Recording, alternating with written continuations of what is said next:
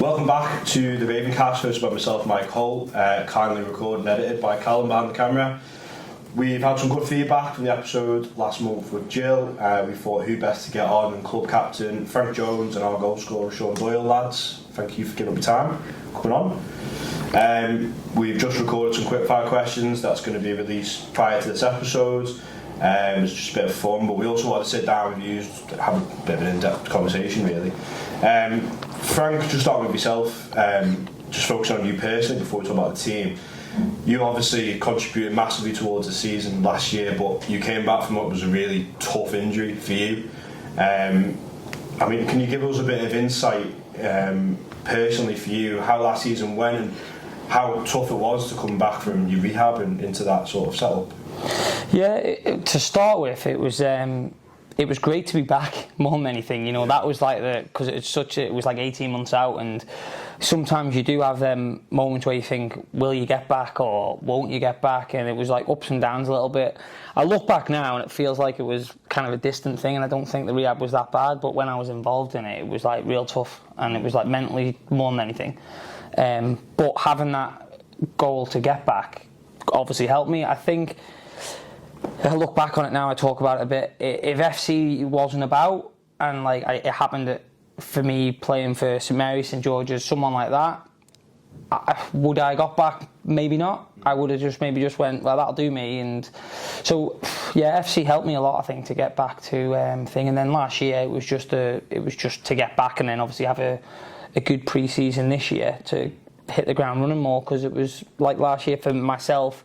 I know the team we done really well towards the end, but for me I was just happy to get back amongst everyone.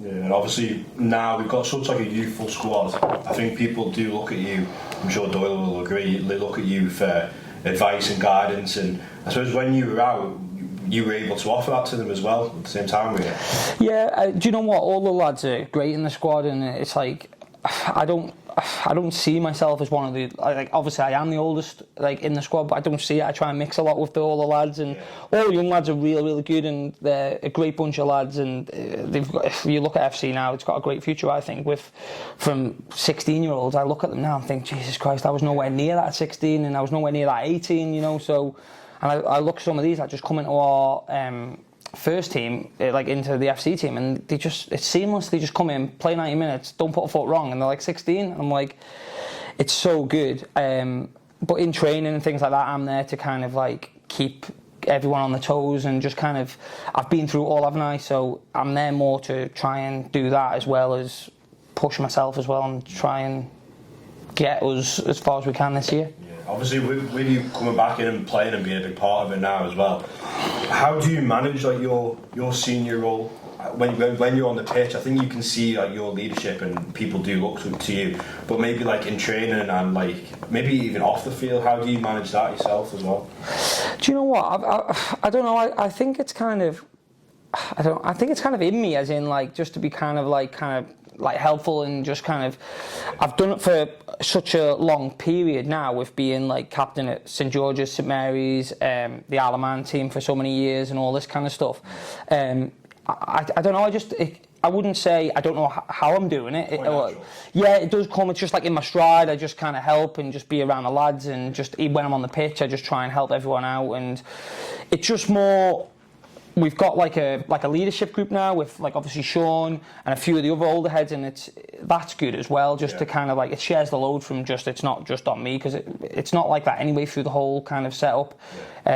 Sean's very good at what he does, and, you know, helps people out and gives a lot of advice, and Al Maitland, and even like Luke and Kyle are in it, Steve Whitley, just shares the load a little bit like that, and just keeps everyone on their toes more than anything, because we talk about it, and Paul's talked about it a lot in pre-season, about being together. Like, it's such a long season, and there's 46 games, and people are going to be upset at times when they're not playing. People are going to be upset when they're not in the squad. And I just look at it now, and no one's guaranteed anything in that environment. There's 40 people there, you know, that can. So if you picked for Saturday to be in the squad, it's great. If you picked for the 11, it's great. But it doesn't really mean anything going into Wednesday, Saturday, Wednesday, and touch wood. Obviously, I got injured in the first game and missed a lot, and then last year it happened to him, Sean. The curse. So it's like people, nothing's kind of like, people might be looking now that aren't in the squad thinking, oh, how am I going to get in? But things happen, and I think through the whole season, I think it's 41 players signed on. I think everyone will play their part, and for us to be where we want to be as a group, I think everyone's going to have to play their part. Yeah, I mean, you're touching on, obviously, Doyle there, you had your injury last year, and that must have been really tough for you yourself. You were your absence, I think it's fair to say, did impact the team a lot. I know you probably might not say that yourself, but I think it's definitely true. How tough was that for you in terms of being on the sideline, not being involved, and because you had such an unbelievable season, an inaugural season, 41 goals in that first season. How was that? Probably one of the toughest periods you've ever had in football, maybe? I'd probably say, yeah, it's by far I think I've always been, as an ongoing joke, I'm always injured, and throughout the last 5-10 years probably have been. But to have such a special season, both from a team point of view and an individual point of view for the first season, I was kind of going in thinking, right, I'm going to have another good season here, see if I can help lead the team from the front and get more goals, and maybe we can try and get promoted again. And obviously that plan came crashing down in the first game. But yeah, I would definitely say, if you're being honest, it's probably the toughest mentally time through any sport I've ever done, and it's one of them things but I would say Frank is a shining light in terms of, he was kind of like that person. I was always like 2 steps ahead from me where I was in my plan. So having him and seeing where he was getting to was a massive helping hand. And obviously Dan Simpson as well, he had a bad knee injury, so having the likes of Frank, the likes of Dan to be able to sort of see what they're doing, see what I can do, and it gives you that motivation to try and want to come back. And then and obviously, yeah, I came back in around February time, and Frank was probably flying by then, so it made it a lot easier for me to get back playing and give me that sort of mental strength to do it. Yeah, you obviously played towards the end of the season, you got some games under your belt, scored some goals. How did that feel for you? Did that feel like all the hard work had paid off, and you can go into this season nice and fresh? Yeah, it was probably the main word was relief, because the first 5 games I came back, I don't think I scored a goal, so I was thinking I'm not going to score again here. And Jonesy was probably joking about me playing centre back again. So to be able to get that first goal, I think it was against Longridge, I got a couple of goals, and it was just relief. And you know what, like, I know we're amateur footballers playing in the team, but it's just an unreal moment to be able to play footy with your mates again. That's probably why we all do it, to go and play footy with your mates out in the bowl in front of your fans, your family, your colleagues, whatever it may be. It's a special thing, and no one should take it for granted. So yeah, it was nice to get back playing. I think it's fair to say that all the they look at the kids down in the bowl, and they all look up to you boys as like idols. Like, they really do, don't they? I think that's probably the best part of the club. These are all role models. I think it's fair to say a lot of people got a soft spot for you. I think you've probably seen that yourself, going through town and stuff like that. How's that been for you? Because that is probably something that maybe other players in the squad don't really get. So how has that been in terms of, and obviously you've done like charity fundraisers and stuff as well, and that's promoted the club, which is also brilliant. How's that been for you, like getting noticed in town and all those little things? Has that been a bit of a shock?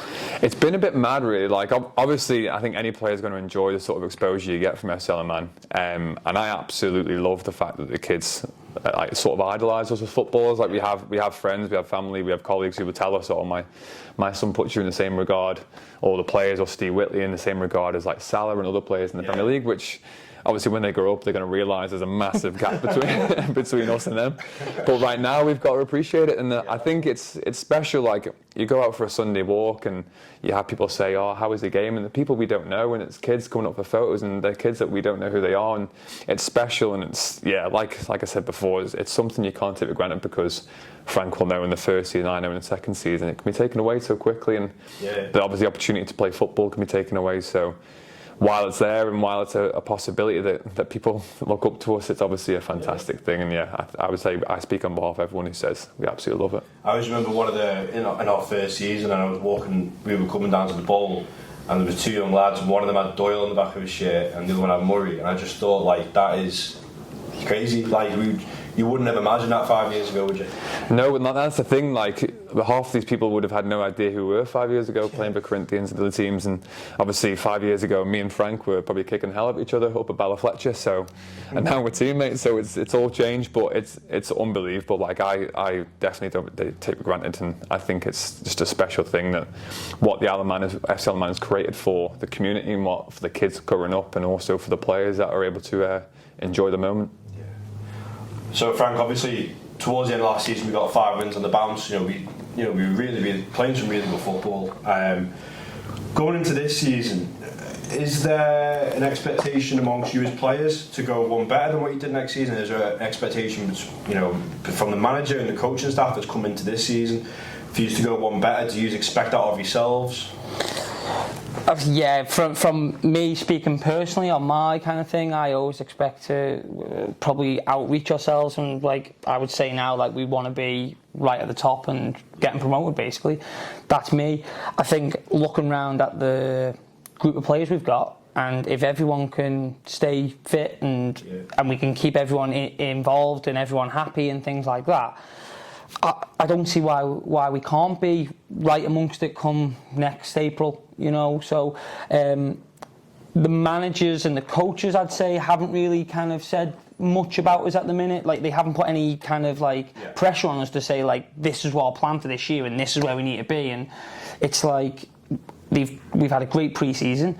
We've got everyone like kind of injury free at the minute and kind of firing, and we're going into the first game on Saturday in a real good place, I think. And again, it's 46 games, isn't it? It's such a long season and so many twists and turns that'll happen, and it's we've got to have, we'll get luck, won't we? We need a lot of luck with injuries, with games to go with us, and on the other side we'll have some bad luck, won't we? Like the way the season goes, and hopefully as it pans out, I think we'll be there and thereabout. It's getting that kind of, I seen it real sharp last year when I come back. We were in a bit of a rut. We'd lost a fair few games and we weren't playing bad. It was just moments, and I always said to Paul, I don't know how he was going out doing the interviews every Saturday, because basically he's saying the same thing. And I'm thinking he's having to go out there every Saturday, and we're talking to the players to do the same interview saying, the lads played really well in moments, but we got beat 4-0. And when we watch games back and things like that, we were like very good in like 70 minutes of the game, but 30 minutes, the 20 minutes, killed us. But then when we went away, it was like we don't get a lot of downtime together. So what I would say from our group of players last year, that weekend away when all the fans kind of come and travelled with us, and we had this weekend away, we got ourselves safe, and it was felt like that pressure took off us. That to me was a massive turning in last year. Massive. Like, the fans were great with us, we were great with the fans, we had a weekend together, we won the 2 games, we were safe. And all of a sudden from there, I don't know, something just shifted in us, and I don't know if I've seen it in the change rooms from players, and the weeks after that, you could just see, even if we went 1-0 down, we felt like we were still in the game, we felt like we were going to win, and weeks before that, it felt like it was, you go 1-0 down, and all of a sudden we'd be 3-0 down. And that was the way that went, and then we just had that turn of that, and it was definitely that weekend away. And we had obviously a great run to the end of the season. It was real good.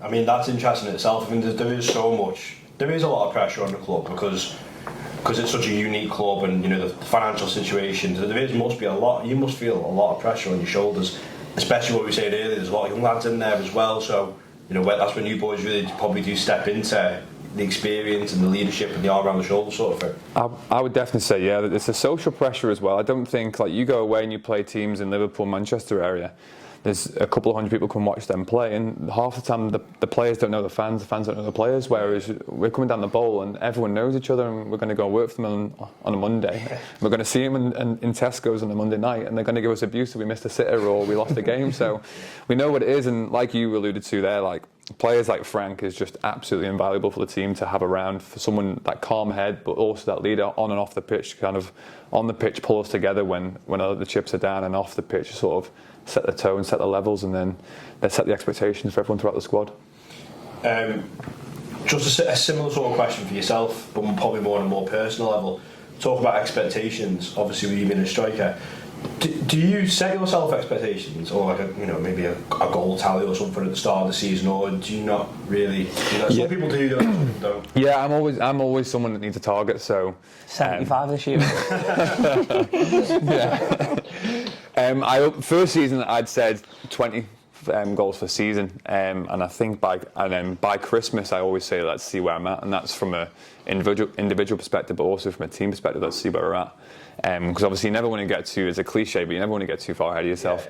Yeah. So I would say 25 is the target for this season, and then just see where I'm at. Like I think it's one of them things. My aim is just always a goal a game and just see what I can do.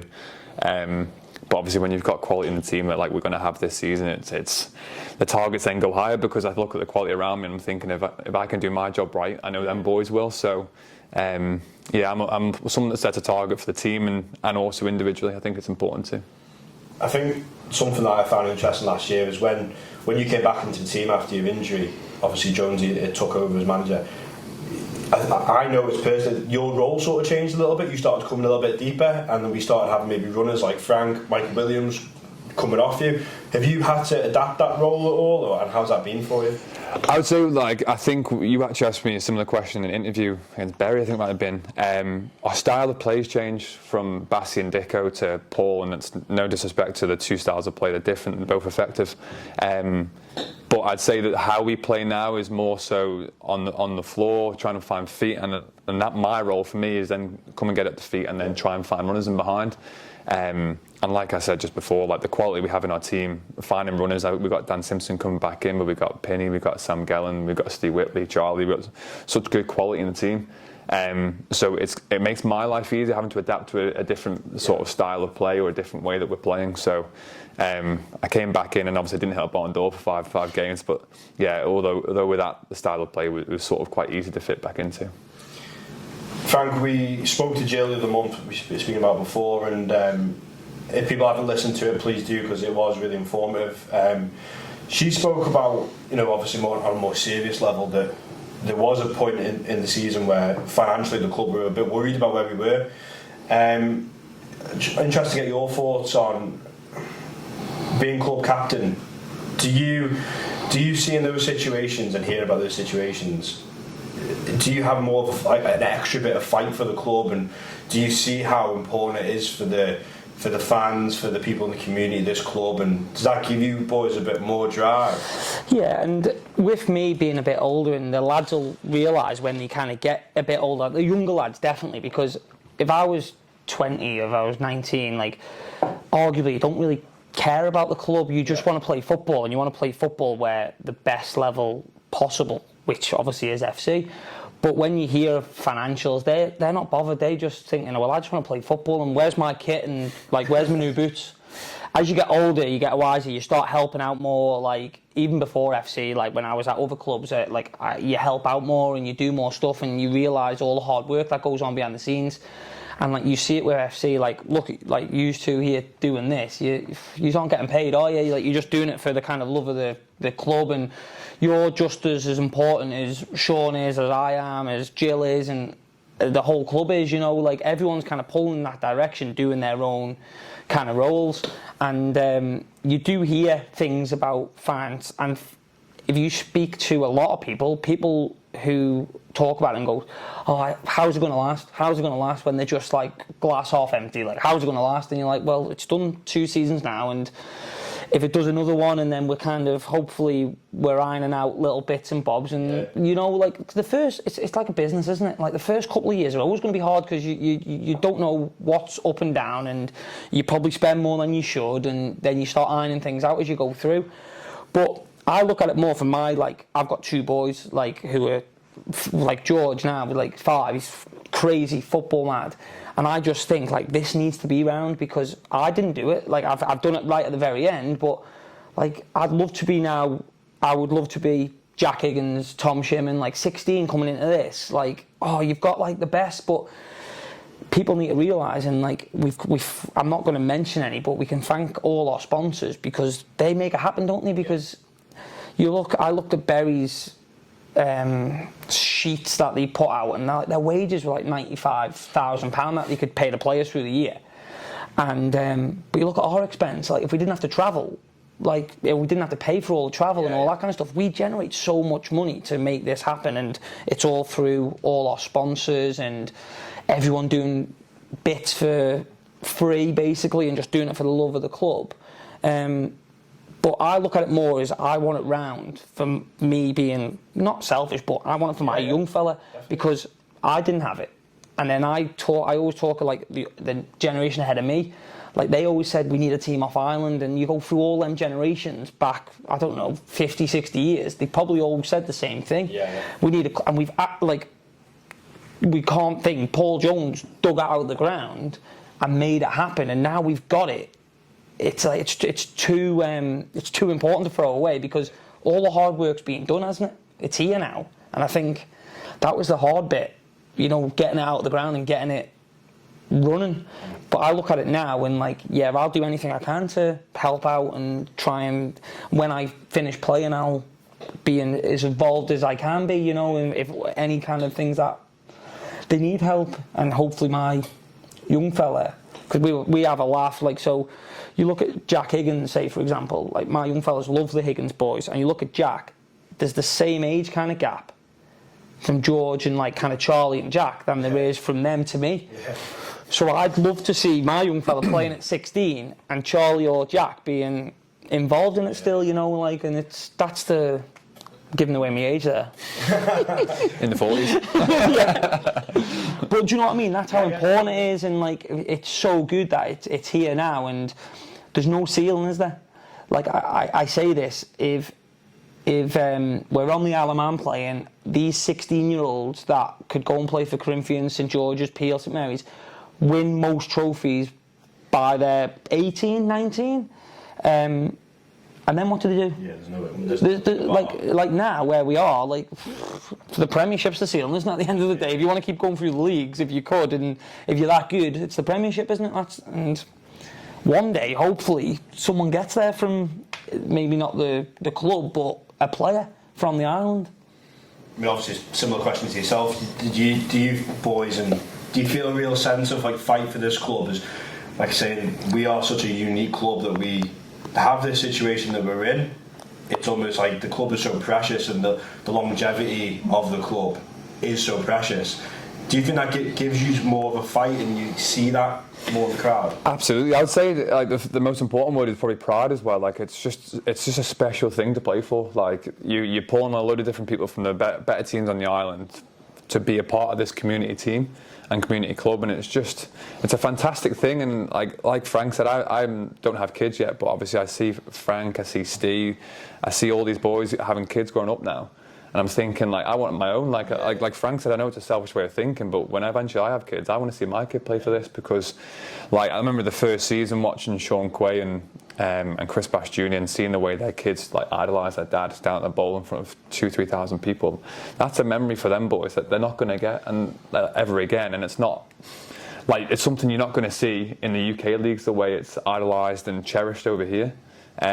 So for me, I want to fight for the club so it can continue, and whether that's me engaging in, like you said, charity events, or whether it's just having conversation with sponsors, or it's just doing what I can on the pitch. It's important for every player, no matter what age, throughout the club, to do what they can so this club continues, because I know full well every single player absolutely loves being a part of this. So it's why shouldn't we be able to give the opportunity to the ones who are 12, the ones who are 8, the ones who are 6, when they get to the right age.